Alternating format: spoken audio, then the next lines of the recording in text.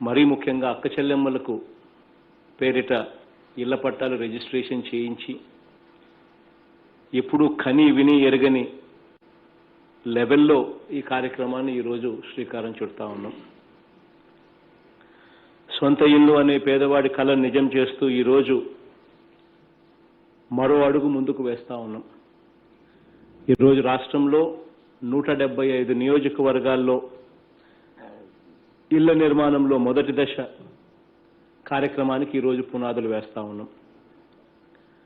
ఈ రోజు నుంచి అంటే జూన్ 3వ తారీఖు నుంచి ఒక వారం రోజుల పాటు జూన్ 10 దాకా కోవిడ్ నిబంధనలన్నీ కూడా పాటిస్తూ ఇళ్ల నిర్మాణానికి ఒక పండుగ వాతావరణంలో ఈరోజు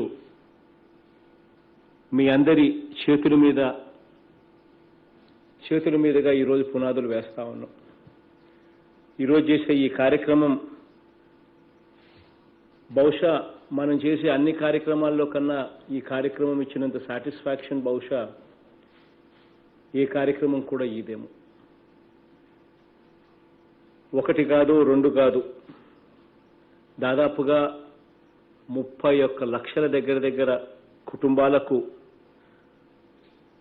స్థిరాస్తిని ఇవ్వడమే కాకుండా ఆ స్థిరాస్తిలో ఇళ్ల పట్టాల ద్వారా స్థిరాస్తిని ఇవ్వడమే కాకుండా ఆ ఇళ్ల పట్టాలలో ఈరోజు ఏకంగా ఇల్లులు కూడా కట్టించే కార్యక్రమానికి ఈరోజు శ్రీకారం చుడతా ఉన్నాం. నిజంగా ఈరోజు చేస్తా ఉన్న ఈ కార్యక్రమం 2 దశల్లో ఈ కార్యక్రమానికి శ్రీకారం చుడతా ఉన్నాం. మొదటి దశ కింద 15,60,000 ఇళ్లకు ఈరోజు శ్రీకారం చుడతా ఉన్నాం. 28,084 కోట్ల వ్యయంతో ఈరోజు చుట్టే ఈ కార్యక్రమానికి శ్రీకారం చుట్టే ఈ కార్యక్రమానికి ఒక సంవత్సరం గడువు లోపల అంటే జూన్ 2022 కల్లా పూర్తి చేసేట్టుగా ఈ కార్యక్రమాన్ని రూపొందించాం. రెండవ దశ కార్యక్రమం మళ్ళీ రేపు జూన్ 2022లో మొదలుపెట్టి మరో 12,70,000 పక్కా ఇళ్లను మరో 22,860 కోట్ల రూపాయల వ్యయంతో రేపు సంవత్సరం మళ్ళీ జూన్లో మళ్ళీ మొదలుపెట్టించే కార్యక్రమానికి శ్రీకారం చుడతా ఉన్నాం. మొత్తంగా ఈ 2 దశల్లో కలిపి దాదాపుగా 50,944 కోట్ల రూపాయల వ్యయంతో అక్షరాల 28.3 లక్షల ఇల్లు జూన్ 2023 నాటికల్లా పూర్తిగా నిర్మాణం కూడా పూర్తి చేసే విధంగా అడుగులు వేస్తూ ఇన్ని 30 లక్షల ఇళ్ల పట్టాలను సేకరించడమే కాకుండా యుద్ధ ప్రాతిపదికన వాటిని PMAYతో అనుసంధానం కూడా చేసి వేగవంతంగా కూడా ఈ పనులన్నీ కూడా పూర్తయ్యేట్టుగా అడుగులు వేస్తా ఉన్నాం. ఇలా మనం కడుతున్న ఈ రోజు కట్టడానికి శ్రీకారం చుడతా ఉన్నవి ఇల్లు కాదు, ఇవి ఊళ్ళు పట్టణాలు అని కూడా చెప్పచ్చు. ఏకంగా 17,000 కాలనీస్ ఈరోజు రాష్ట్ర వ్యాప్తంగా కూడా వస్తూ ఉన్నాయి. కాలనీల సైజులు ఒక్కొక్కటి చూస్తూ ఉంటే ఇవి ఇల్లు కాదు, ఊళ్ళు కూడా కాదు, పట్టణాలు అని చెప్పి అనిపించే మాదిరిగా ఆ సైజుల్లో ఈరోజు ఈ కాలనీస్ అన్నీ కూడా వస్తూ ఉన్నాయి. రాష్ట్ర వ్యాప్తంగా మొదటి దశ కింద చూస్తే 8,905 లేఅవుట్లలో 11,26,000 ఇళ్ల నిర్మాణానికి ఈరోజు జగనన్న కాలనీస్లో ఈరోజు శ్రీకారం చుడతా ఉన్నాం. ఇవి కాక సొంత స్థలాలు పొజిషన్ సర్టిఫికెట్లు ఉన్న లబ్ధిదారులు మరో 4,33,000 మందికి కూడా ఈరోజు కలుపుకొని 15,60,000 ఇళ్లకు మొదటి దశ కింద ఈ రోజున నిర్మించడానికి శ్రీకారం చుడతా ఉన్నాం. ఈరోజు మనం ఎంతటి భారీ కార్యక్రమాన్ని మనం చేయబోతున్నాం అన్నదానికి ఒక అందరికీ కూడా అర్థమయ్యేలా దీని మ్యాగ్నిట్యూడ్ ఏమిటి అని చెప్పి ఒకసారి చెప్పడానికి సాహసిస్తే 2011 జనాభా లెక్కల ప్రకారం రాష్ట్ర జనాభా 4,95,00,000. ఇప్పుడు మనం ప్రభుత్వం దాదాపుగా 31 లక్షల ఇంటి స్థలాలు అక్క చెల్లెమ్మల పేరు మీద రిజిస్ట్రేషన్ చేయించి ఇల్లులు కట్టడానికి శ్రీకారం చుడతా ఉన్నాం. ఒక్కో కుటుంబంలో కనీసం 4 నివాసం ఉంటారు అని చెప్పి ఉజ్జాయింపుగా కూడా అనుకున్నా కూడా దాదాపుగా 1,24,00,000 మందికి ఈరోజు ఇల్లు కడతా ఉన్నాం.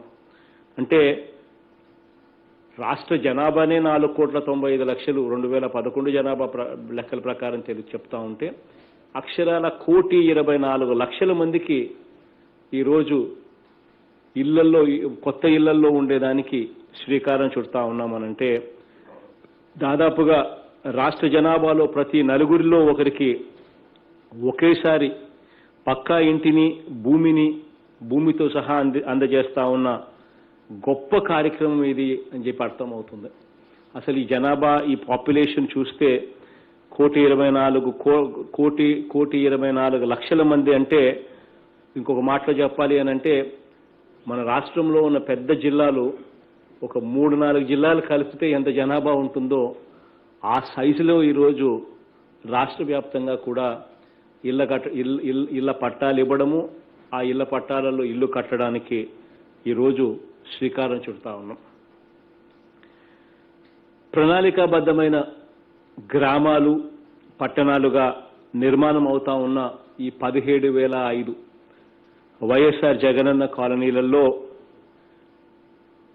త్రాగడానికి అండర్ గ్రౌండ్ పైప్ లైన్ వేసి త్రాగడానికి ప్రతి ఇంటికి కూడా పైప్ లైన్ ద్వారా దాదాపుగా 4,128 కోట్ల వ్యయంతో ఇంటింటికి తాగడానికి త్రాగునీరు ఇస్తా ఉన్నాం, కల్పించబోతా ఉన్నాం.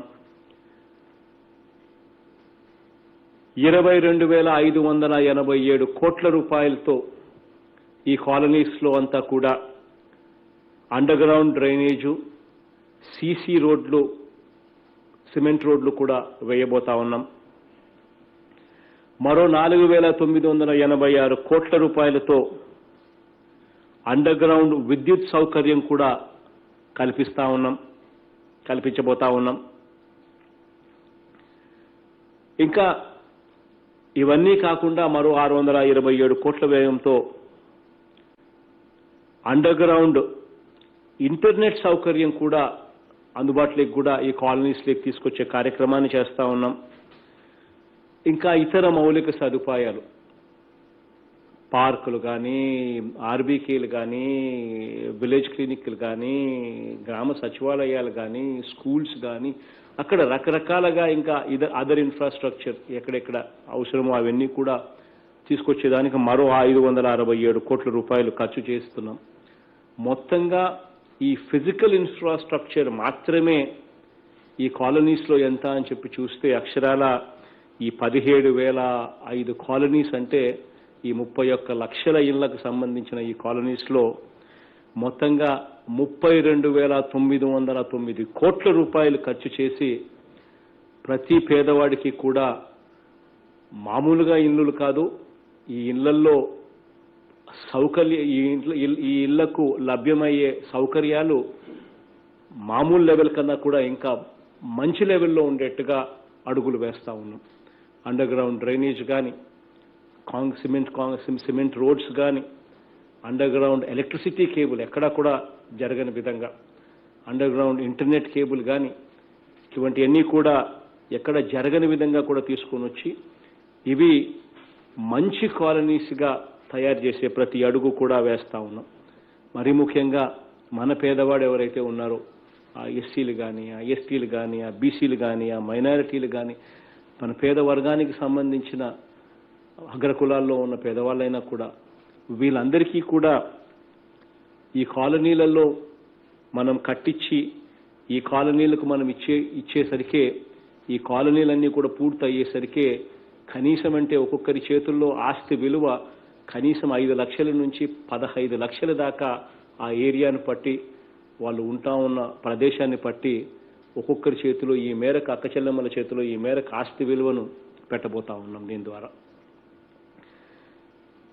ఈ ఇల్లు మంజూరైన అక్క చెల్లెమ్మలు వీళ్ళందరికీ కూడా ప్రభుత్వం 3 ఆప్షన్స్ ఇచ్చింది.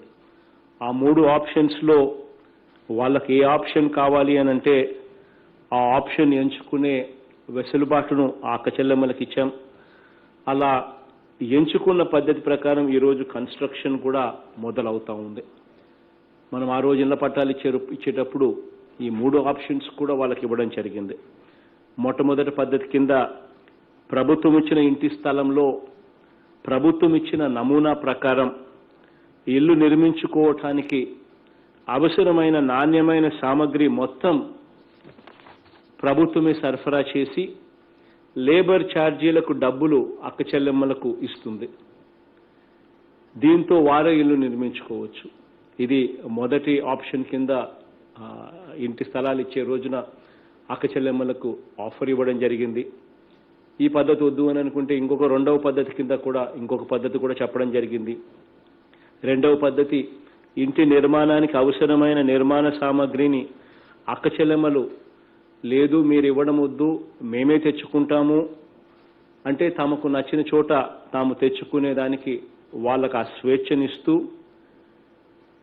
తామే నిర్మించుకోవచ్చు, మీరే మీ సామాను తెచ్చుకోవచ్చు, మీరే నిర్మించుకోవచ్చు.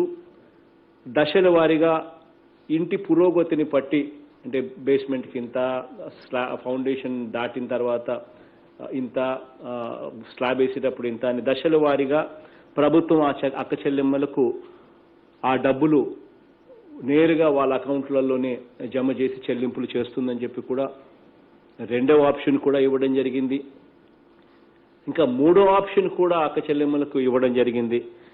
అక్క చెల్లెమ్మలు ఎవరైనా కూడా తాము కట్టుకోలేము అని అంటే ప్రభుత్వమే ఆ బాధ్యత తీసుకుని ప్రభుత్వం నిర్దేశించిన నమూనా ప్రకారం నిర్మించేందుకు అవసరమైన నిర్మాణ సామగ్రిని మొత్తం ప్రభుత్వమే సరఫరా చేయడంతో పాటు పూర్తి సహాయ సహకారాలు అందిస్తూ దగ్గర ఉండి ఆ ఇల్లును కూడా కట్టించే కార్యక్రమం కూడా ప్రభుత్వం బాధ్యత తీసుకుంటుంది అని చెప్పి కూడా ఆ అక్క చెల్లెమ్మలకు తోడుగా నిలబడుతుంది అని కూడా 3వ ప్రపోజల్ కూడా ఇవ్వడం జరిగింది. ఇలా అన్ని రకాల ఫెసిలిటీస్, అన్ని రకాల ఆప్షన్స్ కూడా ఆ అక్క చెల్లెమ్మలకు ఇస్తూ ఆ అక్క చెల్లెమ్మలు ఎక్సర్సైజ్ చేసిన ఆ ఆప్షన్స్ ప్రకారం ఈరోజు ఇళ్ల నిర్మాణానికి శ్రీకారం చుడతా ఉన్నాం. ఈ ఇళ్ల సైజు కూడా గతంలో మాదిరిగా చిన్న సైజులు కాకుండా గతంలో దాదాపుగా 200 అడుగుల ఉన్న సైజును చూస్తే ఈరోజు చూస్తే ఇళ్ల సైజు 340 చదరపు అడుగుల ఇంటి నిర్మాణ సైజును ఈరోజు తీసుకొస్తా ఉన్నాం. ప్రతి ఇంట్లో కూడా ఒక బెడ్రూము, ఒక హాలు, ప్రతి ఇంట్లో ఒక కిచెను, ఒక బాత్రూము, వరండాతో పాటు ప్రతి ఇంటికి 2 ఫ్యాన్లు, 2 ట్యూబ్ లైట్లు, 4 LED బల్బులు, ఒక సింటెక్స్ వాటర్ ట్యాంక్ కూడా పైన పెట్టి ఇతర సౌకర్యాలన్నీ కూడా కల్పిస్తూ ఇంటిని కూడా ఈరోజు 340 చదరపు అడుగులతో ఇంటిని కూడా నిర్మాణం చేసిచ్చే కార్యక్రమానికి ఈరోజు శ్రీకారం చుడతా ఉన్నాం. తొలి దశలో మనం కట్టబోయే ఈ 15,60,000 ఇళ్లను ఒక్కసారి గమనించినట్లయితే ఈరోజు మనం చేసే ఈ అడుగు అసలు రాష్ట్రంలో ఎకనామిక్ యాక్టివిటీని పూర్తిగా కూడా బూస్ట్ చేస్తుంది. రాష్ట్రంలో ఈరోజు మిగిలిన రాష్ట్రాలన్నీ కూడా GSDPలు తగ్గిపోయి మ్యానుఫ్యాక్చరింగ్ రంగం కూడా ఇబ్బంది పడే పరిస్థితులకి ఎకానమీ అంతా కూడా కనిపిస్తూ ఉన్న పరిస్థితుల్లో ఇంత భారీ స్కేల్లో మనం చేసే ఈ యాక్టివిటీ వల్ల, హౌసింగ్ యాక్టివిటీ వల్ల ఎకనామిక్ యాక్టివిటీ ఏ స్థాయిలోకి రాష్ట్రంలో బూస్ట్ అవుతుంది అని అంటే ఈ 15,60,000 ఇళ్ల నిర్మాణానికి అక్షరాల 69,70,000 మెట్రిక్ టన్నుల సిమెంట్ అవసరం. సిమెంట్ కన్జ్యూమ్ చేస్తాం. 7,44,000 మెట్రిక్ టన్నుల స్టీల్ కన్జ్యూమ్ చేస్తాం. 310 లక్షల మెట్రిక్ టన్నుల ఇసుకను కన్జ్యూమ్ చేస్తాం. 233 కోట్ల ఇటుకలను కన్జ్యూమ్ చేస్తాం. 223 లక్షల మెట్రిక్ టన్నుల మెటల్ను కన్జ్యూమ్ చేస్తాం. ఇళ్ల నిర్మాణం ద్వారా కార్మికులకు, వృత్తి పని వారికి అక్షరాల 21.70 కోట్ల పని దినాలు ఉపాధి కల్పిస్తాం.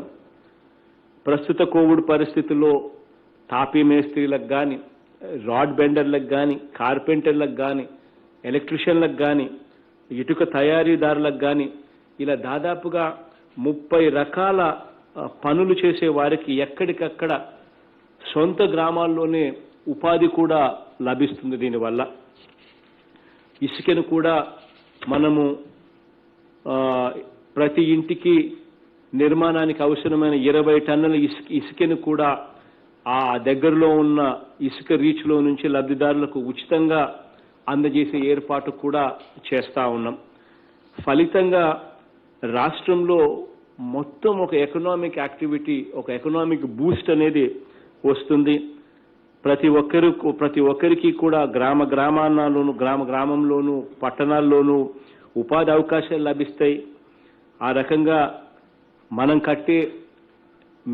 కట్టే ఈ ఇల్లులు మనకు ఇల్లులు ఇవ్వడమే కాకుండా మిగిలిన వారికి అందరికీ కూడా ఆదాయాన్ని కూడా, దీని మీద బ్రతికే వారికి ఆదాయం కూడా దీనివల్ల రాష్ట్రంలో వస్తుంది అన్నది ఒక పెద్ద యాక్టివిటీకి ఈరోజు శ్రీకారం చుడతా ఉన్నాం. ఇల్లు అందుకుంటున్న అక్క చెల్లెమ్మల మీద ఆర్థిక భారం తగ్గించి మార్కెట్ ధర కంటే కూడా నాణ్యమైన ధరకే నిర్మాణ సామగ్రిని అన్ని కూడా రివర్స్ టెండరింగ్ ద్వారా ధరలన్నీ కూడా తగ్గించి సప్లై చేయడం కూడా జరుగుతూ ఉంది.